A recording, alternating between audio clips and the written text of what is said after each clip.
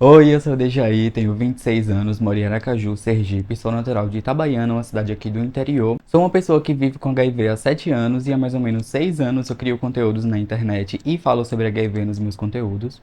Eu tive o diagnóstico positivo para HIV quando eu fui doar sangue, eu estava no segundo período da Universidade de Enfermagem e fizemos uma visita no centro de doação de sangue aqui da cidade. Eu fui o único aluno que resolveu doar sangue, tinha um grupo de mais ou menos 15 alunos. Eu fui o único que ficou lá para doar sangue porque eu sempre quis doar sangue, mas era uma correria do trabalho, faculdade, não dava tempo. Quando você vai doar sangue, eles fazem todos os exames ali, uma triagem. Nesse processo de triagem foi que eu tive o meu diagnóstico positivo para HIV. Na época, eu acho que era mais ou menos 2017, eu tinha 18 anos de idade. Eu tinha acabado de ser expulso da casa dos meus pais, assim, há 5 dias, por conta da minha sexualidade. E aí eu lembro que eu tava no trabalho e a minha mãe me ligou falando que tinha chegado uma carta na casa dela e era do Hemose. Eu tava no trabalho e eu já fui pesquisar para ver o que poderia ser.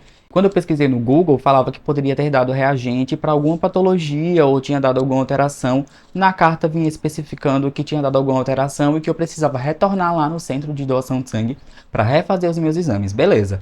Eu fui lá, retornei, só que eu já tinha pesquisado no Google, então eu já estava meio assim, meio que preparado, isso poderia dar positivo para alguma coisa. No dia seguinte, eu fui lá no centro de doação de sangue, refiz os meus testes. Alguns dias depois, fui lá para pegar o resultado dos exames e realmente tinha dado positivo para HIV e para sífilis na época. O médico lá do centro de doação de sangue, ele foi bem direto assim, sabe? Ele falou: "Olha, deu positivo para HIV e para sífilis e agora você vai para o CTA, que lá eles vão refazer os seus testes para você dar início ao seu tratamento." Ele não me explicou nada, ele só falou isso mesmo e pronto. Como eu já havia pesquisado que poderia dar positivo para alguma patologia por conta deles terem me enviado uma cartinha, naquela época era dessa forma, eu não sei se hoje é do mesmo jeito.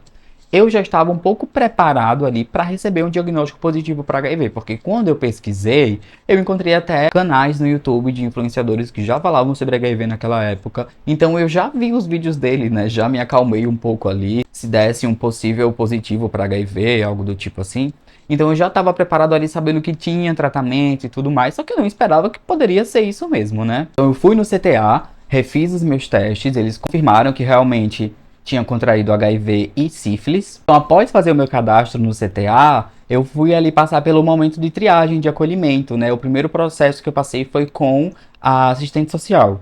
E assim, foi um pouco chato, porque na nossa primeira conversa, que eu me apresentei para ela, falei o meu nome, minha idade e que eu estudava enfermagem, ela já veio me julgando assim: "Nossa, mas você é tão jovem, estuda enfermagem e contraiu HIV." Ela não usou essa palavra contraiu HIV, ela falou você pegou HIV, né? Contrair seria mais correto. Além de usar termos que não são tão legais, ela me julgou ali naquele primeiro momento que deveria ser um momento de acolhimento, né? Então eu já pensei: nossa, é assim que vão me tratar aqui? Retornei lá após alguns dias, acho que 15, 20 dias, porque foi quando eles marcaram minha primeira consulta ali com o infectologista. Fiz os meus exames ali de carga viral, CD4, para poder pegar a minha medicação e dar início ao meu tratamento.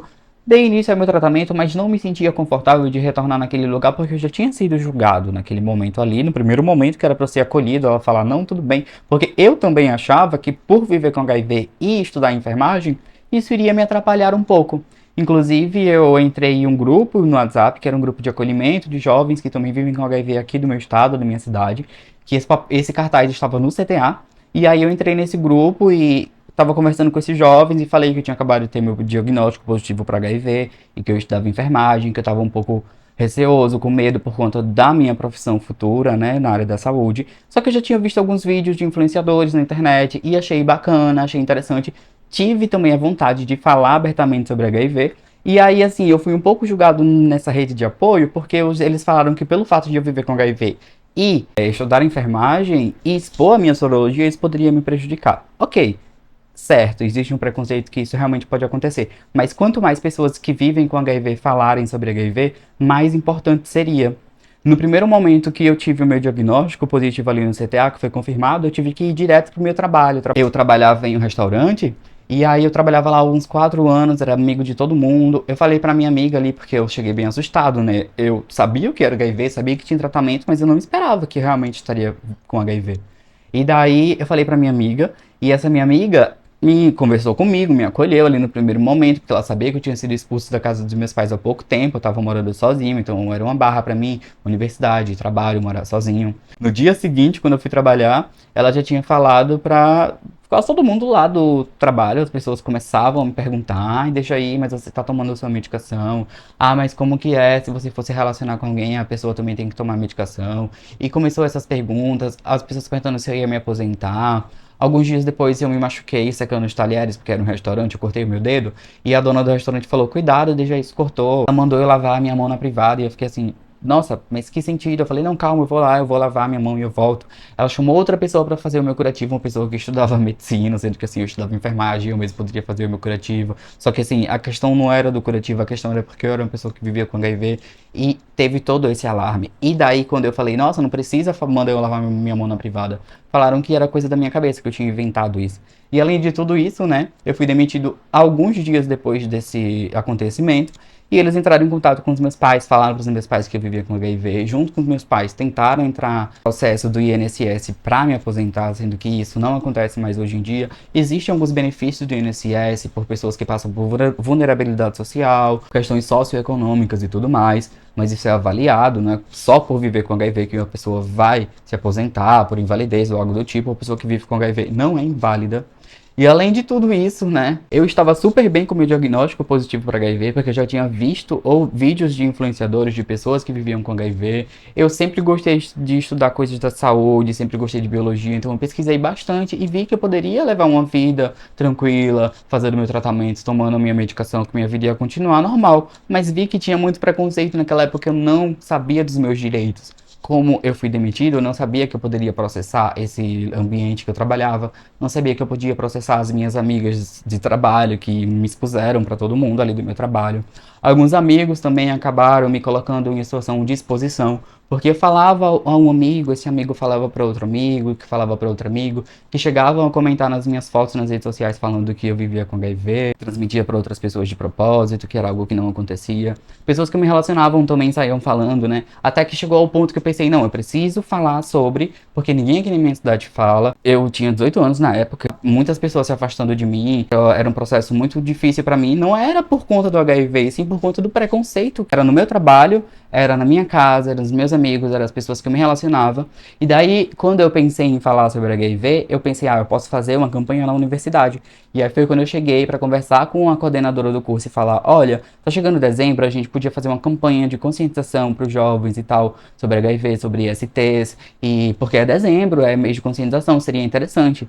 E eu pensei em fazer em dezembro justamente para poder não falar do meu diagnóstico para ela, né? Criar uma campanha de conscientização, mas sem precisar me expor, porque como era dezembro, ela podia pensar, não, realmente é algo interessante. Mas não, ela já veio perguntando, mas quando foi que você teve o seu diagnóstico? Me deixou sem resposta, eu acabei confirmando, falei para ela como que foi e tudo mais, sem querer falar, porque eu não queria ter falado isso. E depois de um tempo, ela chegou na sala de aula, me chamou ali e falou que precisaria falar para os outros professores porque não queria se responsabilizar por nenhum risco que eu viesse a causar para outras pessoas ali no momento de aulas práticas, no laboratório, algo do tipo assim. Sendo que a gente já tinha estudado biossegurança, que é uma matéria de segurança no laboratório. Todo mundo já sabia o que era biossegurança, o que tinha que precisar usar, luvas e tudo mais. E eu também estava fazendo meu tratamento, né? Eu fiquei indetectável com um mês de tratamento, então assim, não existe risco de transmissão. E mesmo que isso acontecesse, eu tenho total ciência que eu precisaria falar para a pessoa, olha amigo, eu vivo com HIV, eu ainda estou fazendo meu tratamento, aconteceu um acidente ali, pérfuro cortante, vamos tomar um PEP? Existe meios de prevenção e eu tenho total ciência disso, sei das minhas responsabilidades. Eu não preciso que alguém me coloque em uma situação de exposição. Quando isso aconteceu na universidade, eu já me senti sem vontade de ir para as aulas. Nesse momento eu saí da sala, uma amiga me acompanhou, eu acabei falando para essa amiga também o que tinha acontecido, então eu comecei a me expor ainda mais. E aí foi quando eu vi, não, eu preciso fazer alguma coisa, eu acho que eu vou começar a fazer vídeos. A minha primeira postagem foi uma foto com a minha medicação falando sobre o tratamento, sobre pessoas que vivem com HIV não transmitirem e tudo mais. Porque como eu estava sendo exposto, eu estava começando a ser bloqueado por pessoas que eu nem conhecia ainda, sabe? Por exemplo, aplicativos de relacionamento.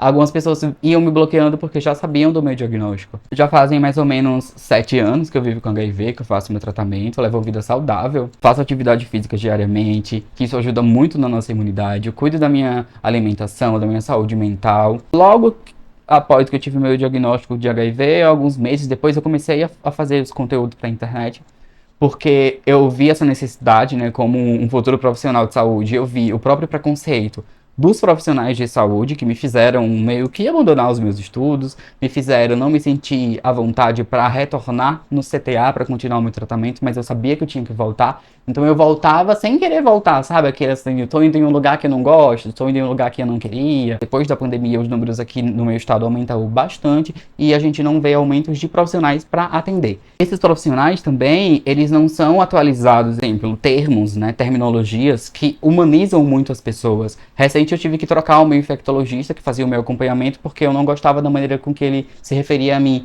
Ele se referia a mim como se eu fosse uma pessoa que vivesse com uma doença. E em relação à minha medicação, ele chamava sempre de coquetel. E quando eu tentava corrigir, nunca resolvia, porque na próxima consulta ele continuava falando a mesma coisa. Aí eu pedi para trocar, porque eu não estava me sentindo confortável. Eu acredito muito que a fala, a maneira de você falar, as terminologias, as palavras, humanizam as pessoas e reduz um pouco de preconceito, leva mais informação. Né? Uma pessoa que vive com HIV, ela vive com HIV e antes de viver com HIV, ela é uma pessoa, né? Por isso que mudou a nomenclatura, chama-se pessoa que vive com HIV e não mais soro positivo, porque daí vai reduzir a pessoa a só o diagnóstico dela, até mesmo porque o soro é uma parte do nosso sangue que é separada no laboratório e que pode ser positivo para qualquer patologia. Leva uma vida muito saudável, leva uma vida muito bem, poderia ser muito melhor se não existisse tanto preconceito, eu poderia estar formado, eu poderia ter outro padrão de vida hoje, porque eu poderia ter conseguido concluir a minha universidade, poderia ter continuado no meu trabalho. Eu cheguei até uma situação que eu fiquei morando alguns dias na rua, porque eu ia para casa de alguns amigos, que acabavam até se aproveitando da minha situação de vulnerabilidade, furtando alguns pertences. Então foi muita dificuldade assim que eu acabei passando por conta do preconceito que eu sofri em relação ao meu diagnóstico e não por conta do meu diagnóstico. Vocês entendem isso? Que tipo assim, em 2017 foi quando eu tive o meu diagnóstico, o tratamento já existia há anos e mesmo assim existia preconceito e desinformação. As pessoas não sabiam que com o tratamento eu não transmitiria o vírus, eu não seria um risco, mas as pessoas me tratavam como se eu fosse um risco. E isso, de uma certa forma, mexia sim com o meu psicológico e não o fato do diagnóstico de HIV em si, sabe? Eu já tinha aquele conhecimento de que estaria tudo bem após o meu diagnóstico, porque teria um tratamento que era gratuito pelo SUS, teria todo um acompanhamento. Eu percebo que depois de anos assim, fazendo os vídeos na internet, eu recebo muito feedback positivo de pessoas que vivem com HIV. Muitas das pessoas já tinham abandonado o tratamento com medo de que fossem descobertas, de que fossem expostas, com medo do preconceito, até mesmo do preconceito que eu sofri. Um amigo meu, ele abandonou o tratamento dele porque ele tinha esse medo de ser descoberto e ele acabou falecendo, desenvolveu outras infecções oportunistas e ele acabou falecendo. Isso aconteceu há um mês atrás, em 2023. Isso não deveria acontecer mais. De acordo com o boletim epidemiológico da UNAIDS, em 2021, 650 mil pessoas faleceram por decorrência do HIV e da AIDS. Não faz sentido isso acontecer mais, porque tem um tratamento eficaz. Por que é que essas pessoas continuam morrendo por decorrência do HIV? Porque elas não têm acesso, porque elas têm o diagnóstico um pouco tardio, porque elas têm medo de continuar um tratamento e porque a gente tem medo de viver.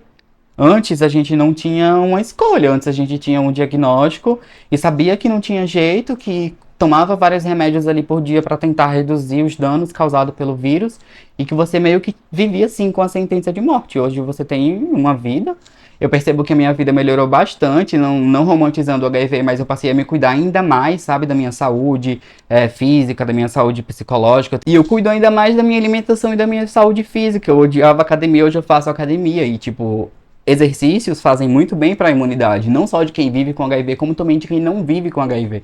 E nos meus conteúdos eu tento passar essa mensagem de que eu levo uma vida normal, como qualquer outra pessoa. Eu faço exercícios, eu me alimento, eu gosto de comer bastante, eu gosto de comer coisas saudáveis, porque não adianta você comer bastante e você comer coisas que não fazem bem, industrializados, ultraprocessados, não faz sentido também. Não só por viver com HIV, mas qualquer pessoa deveria cuidar da sua alimentação e da sua saúde mental e física, né? E essa é um pouco da mensagem que eu quero passar para vocês hoje, porque é muito importante você ter informação sobre HIV, mesmo que você não viva HIV, porque vai que um amigo seu ou alguma pessoa próxima tem o diagnóstico e em algum momento precise do seu acolhimento, como eu precisei alguns anos atrás e não tive um acolhimento correto, né, que acabou fazendo com que eu passasse por toda essa situação desnecessária de preconceito e de exposição, que eu poderia ter acontecido muita coisa comigo, né?